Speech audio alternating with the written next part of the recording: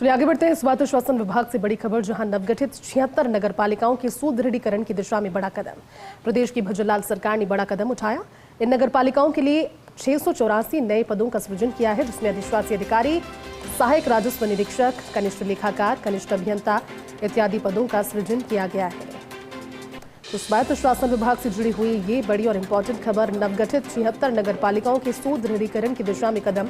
क्योंकि देखिए, जब तक नेतृत्व नहीं होता, नई नगर पालिकाएं भले ही बना ली जाए, लेकिन काम वहां पर नहीं होता और वो नेतृत्व विहीन इसलिए हो जाती है, सिर्फ एक टैग लगकर रह जाता है। लेकिन 76 नगर पालिकाओं के सुदृढ़ीकरण की दिशा में कदम प्रदेश की भजनलाल सरकार ने उठाया है। एसोसिएट एडिटर अभिषेक श्रीवास्तव जुड़े हैं। अभिषेक, ये इम्पॉर्टेंट रहे क्योंकि जब हम बात करते हैं नई नगर पालिकाओं की, नवगठित 76 नगर पालिकाओं की नेतृत्व विहीन जब चलती है तो काम नहीं हो पाते, लेकिन अब उनके सुदृढ़ीकरण की दिशा में सरकार का ये बड़ा कदम, क्या जानकारी इसे लेकर? और बिल्कुल जयती, जो नवगठित 76 नगर पालिकाएं हैं, ये जन भावनाओं के अनुरूप अपना काम करते हैं। जो आमजन की अपेक्षाएं उन पर खरा उतर सकते हैं, उसी के लिहाज से विभिन्न पदों का सृजन किया गया है।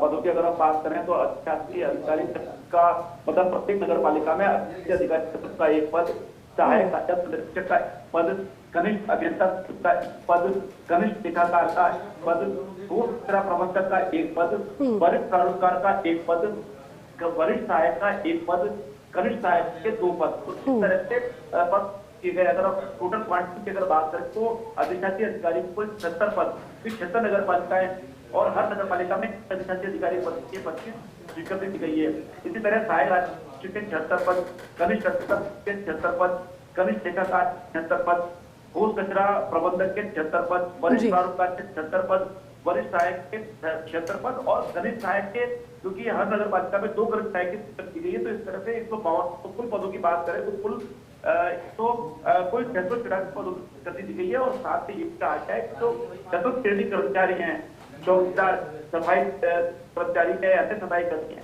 उनके लिए कहा गया है उसको संविदा पर नियुक्ति कर सकती है। नगर पालिका है ये इन्हें संविदा पर नियुक्त कर सकते हैं। और स्पष्ट कहा गया है कि जो भी पद सृजित किया गया है, उन पदों के वेतन भत्तों अगर राज्य सरकार की ओर से कोई अनुदान होगा, जो संबंधित निकाय है वो ही अपने खर्चे से जो ये वेतन भत्ते हैं इसका वो वहन करेगी। इसके अलावा बड़ी बात ये है कि जो 6 नगर पालिकाएं हैं, जो कि पहले 6 नगर पालिकाओं का गठन किया गया था, लेकिन वो वापस ग्राम पंचायत में कन्वर्ट हो गई, तो उनकी जो पहले स्वीकृति दी गई थी, उसके लिए जो 54 पदों की स्वीकृति दी गई थी उसको निरस्त कर दिया गया है, क्योंकि ये नगर पालिका है विभिन्न कारणों के चलते वापस इसको ग्राम पंचायत में कन्वर्ट कर दिया है। अगर पूरे हम 76 नगर पालिकाओं की बात करें जिनके लिए सुदृढ़ीकरण किया गया है, जिनमें ये नए पदों की स्वीकृति दी गई है, तो जैसे जयपुर से शुरू करें तो जयपुर में वाटिका, जम्पा रामगढ़, बागी, कानोता, एड्रोली, कालाडेरा, इसी तरह छिंदवाड़ा कुचामन जिले की बात करें तो उसमें नगर पालिका खाटू खुर्द, झुंझुनू में सिंघाना, झुंझुनू में ही ढूंढलोद, जाखल, सुल्ताना, बुहाना, मलसीसर, मंडरेला। दूसरा की बात करें दूसरा जिले के निकायों की तो रामगढ़, पचवाड़ा, पसवा, दमाण, भांडारे और बहरोड जिले की बात करें तो नगर पालिका नारायणपुर, मांडड़। अलवर जिले की बात करें तो नगर पालिका मुंडावर, कटुमर, मालाखेड़ा, नौगांव। ईस्ट जिले की बात करें तो उसमें पहाड़ी। उदयपुर जिले की बात करें तो वल्लभ नगर। हनुमानगढ़ की बात करें तो गुरुवाला नगर पालिका। राजसमंद जिले की बात करें तो उसमें भीम नगर पालिका।